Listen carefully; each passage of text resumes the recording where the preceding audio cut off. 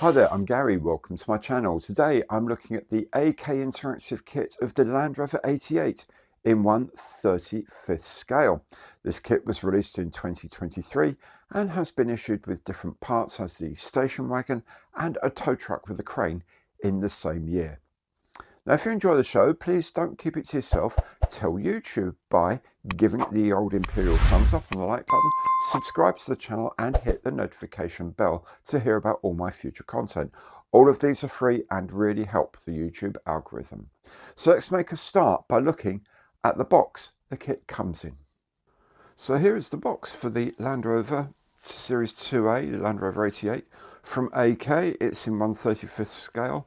And the product code is AK35012.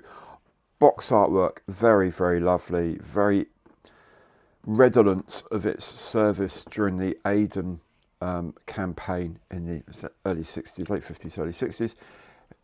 If you're worrying about the side, this Chinook looking a bit weird, that's because it's not a Chinook, it's a Bristol Belvedere, a British helicopter of the era. Nice to know that it's officially licensed by Land Rover, so they'd have had help and access to various bits and pieces to make sure the kit looks right. Over 230 plastic parts apparently. There's a photo etch. You can do it in left or right hand drive, which is excellent. Interior and engine are included. 7 marking sets for decals. That looks like quite the set to me. And indeed, if we look on this long side here, we can see there's 7 versions. So 3 from Aden, 2 in 65 from the 16th Lancers, 1 from 67, which are 45 Commando Royal Marines. There's an RAF Land Rover from RAF Masira in Oman in 69. There's a British Army of the Rhine in Germany, 1972. A UNAF 1 from the Finnish Battalion Sinai Desert in 73. And Lebanese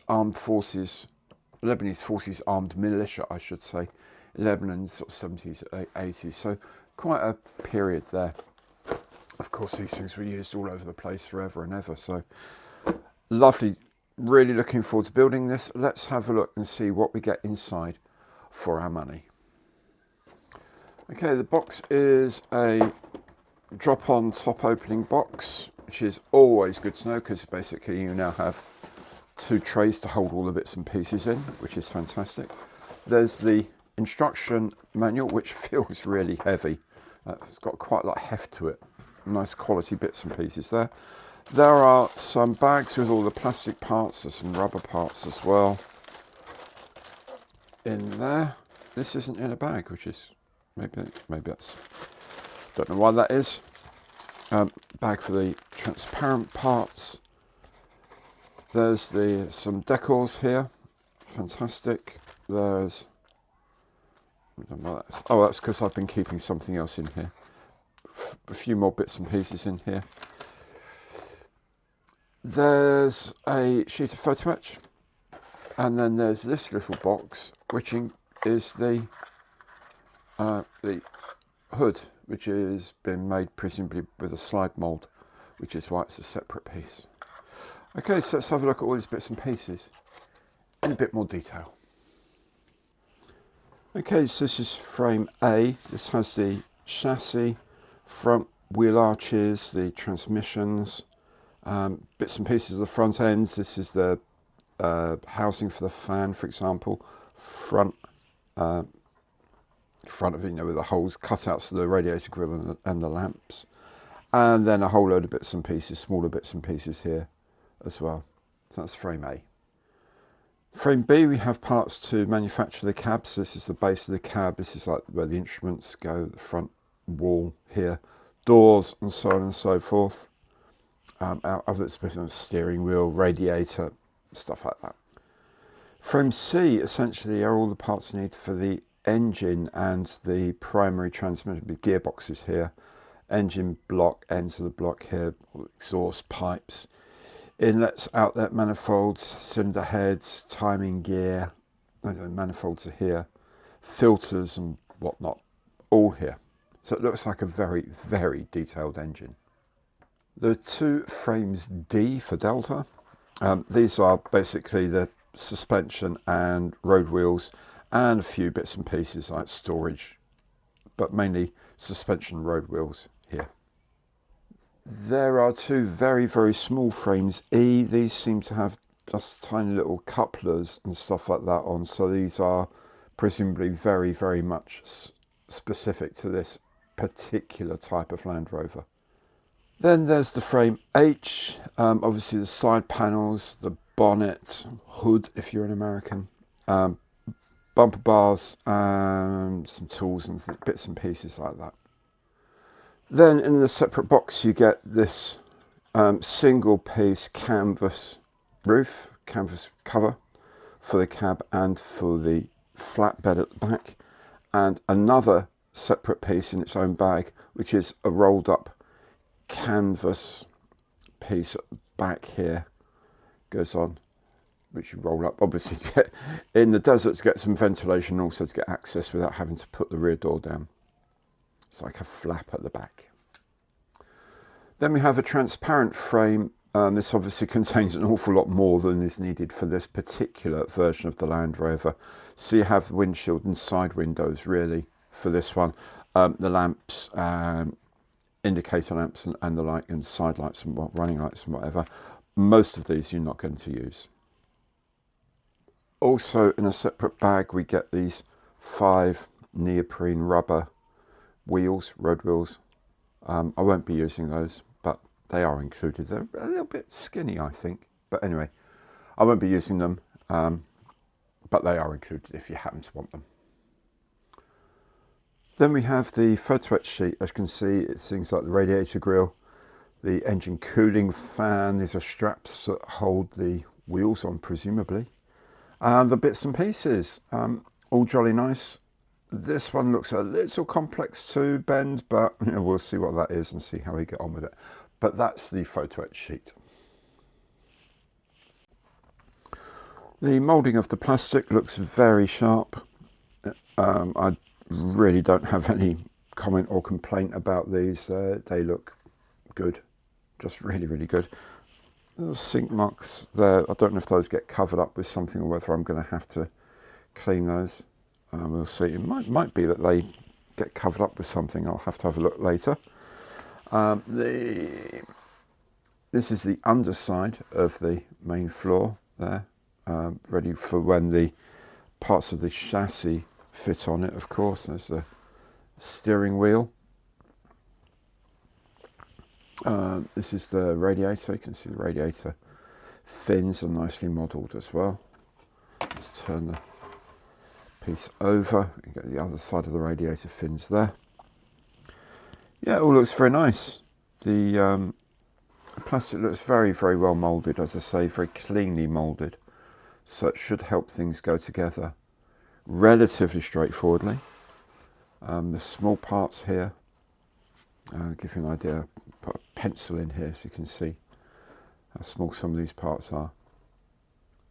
Very accurately looks very accurate anyway.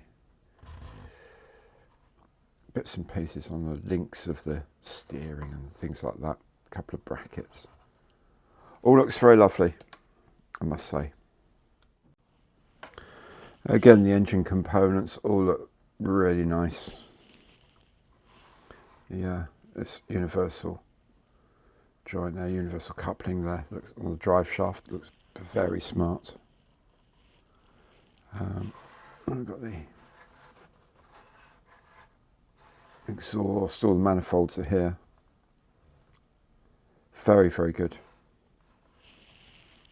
Yep, I think this is going to be well, I won't say a straightforward build, but it's going to be a build that is going to be, I don't think fit is going to be an issue anywhere here. If I can't make this properly, it's my fault. I don't think it's going to be the fault of the kit somehow.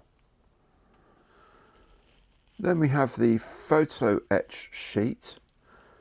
Lots of all the different sort of registration plates and stuff like that, identifiers and whatever, a few data plates here.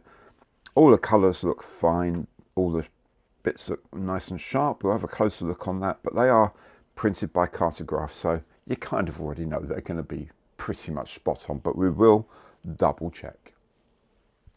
So good and close up, as we can see, these are very, very, very good decals, really nice, very cartographed. The instrument decals are here, look very strong. Look at the accuracy of these is quite phenomenal. The little Land Rover logo, you can get the logo on the photo etch sheet as well if you wish. I don't know whether you're going to put this on top of the photo etch ones or you're going to spray the photo etch ones and try and sort of bring out that colour. We'll see how we go with that. But yeah, they're beautiful, so sharp, so clean, and the colours are absolutely spot on, I think, anyway. Look how crisp those Union flags are. Very lovely. Now for my one, I've got hold of some 3D printed sagged wheels, weighted wheels already. They're the oversized wheels as well, so they look a bit better, a bit more realistic, I think. These are from Scalex, which is a Ukrainian 3D print company. And yeah, we get 4 road wheels and 1 spare wheel, all on their 3D print hubs. We'll have a closer look at these in a moment as well. Okay, so this is one of the wheels from the Scalex set. You can see the tread pattern is all very nicely reproduced. These high resolution prints now are quite phenomenal. With the information on the side of the wheels is there, and you can also see how tiny the supports become when they get right up close to the wheel. They're really small, which means they come off the supports really easily without any mess, and so the cleanup on these is absolutely minimal. Very good looking tyres, and you can see the amount of flattening here. It's not very much. These things were pumped reasonably high for most use, not all of the use obviously, but for quite a lot of use they're reasonably well pumped up, and they're very strong tyres as well, so it didn't sort of deform all that much under load. And then we come to the instruction leaflet. As I say, this is quite a hefty thing. I think it's because I use really high quality gloss paper for the whole thing, which means their print colour is really nice as well. So on the front we have reprise of the box art, obviously, some general instructions and precautions here. All the icons here are translated in English and Spanish. Everything's here, of course. On the inside, the front page, we have the map of the frame, so you know you've got all the parts that you're supposed to have. And then you have the colour call-outs. These are done in AK real colour and interactive acrylics, and extreme metal for the metal parts. Obviously, you can easily go online and find alternatives to those if you don't use the AK range. And then you have the instructions. We start off with the chassis. These look very clearly sort of shaded and coloured first, and then you see how bits, sub-assemblies go together in line drawings, which is quite a nice way of doing it, to be honest with you. So each individual part is coloured and then it goes on. Yeah, it's really good. The assembly is pretty straightforward for these parts, the hubs and wheels, of course. This is pretty much where you would stop building wheels if you're using a secondary set like I am. You have the brakes and then this plate here, and then everything else would go on top of that, I suspect, but we'll have a look later to be absolutely sure, because I don't think not sure if the interior of the wheels contains all of the drum brake parts, but we'll see. And all sorts of other bits and pieces go in. The engine goes together nicely here. There's the things like the photo etch is explained, how it twists to make a look of a proper fan. All the bits and pieces go here, go together. The bell for the gearbox goes onto the back here, and then these splitters here, power, what do they call them? Power something, I can't remember. It all looks fairly straightforward, and I think quite well drawn out. You know, the close-ups are appear to be quite helpful, and the little arrows appear to be quite accurate. So that's nice. That's helpful because this is a pretty comprehensive build on the front end. I have to say, a very comprehensive build at the front end. This is like a mini art kit. This is where a lot of your time is going to go into the engine. We're on page 16 now, and the last bits of engine and steering and arms and all that are going into the front end. Then the exhaust goes in, and then bits and pieces, fuel tanks, things like that. Then the wheels go on, and now if you're using them, you've got hubs that go into the neoprene wheels, or of course you've got aftermarket, you can put it in. And then we start on the bodywork. Again, it's all relatively straightforward where all this goes. The indicator lights and so on go slightly sadly, they go in at this point. I would say probably I will maybe cover those up somehow, put some masking fluid on them or something, and then I'll put also silver behind them to give them a bit of a reflective glow, and then do the clear orange later on in the build. The same with all the lights. I'll do that way, I suspect. You have seats in the back that can be folded up, of course. You've got all the controls in the front. There's lots of photo etch bits and pieces that go in here to make it look even more spectacular. You've got your gearbox transfer levers and stuff like that here.